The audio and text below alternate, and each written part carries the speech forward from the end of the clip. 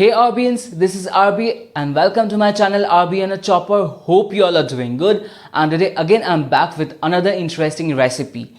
Today I'm going to share an Mexican delicacy. I'm going to share an authentic guacamole recipe. It's really very tasty and it's very healthy for you.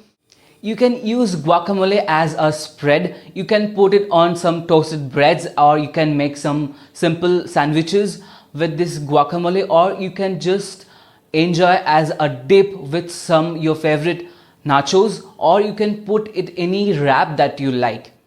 When you're working with an avocado, the main thing that you need to keep in your mind is that the biggest enemy of avocado is the air. When you leave the avocado or guacamole just blank in the air, it will turn brown and it will look nasty. So cover it with some plastic wrap and keep it in the fridge, or just make when you need it. So let's go to the recipe now, but before that please like this video and watch till the end, and do make this recipe and let me know about what you think.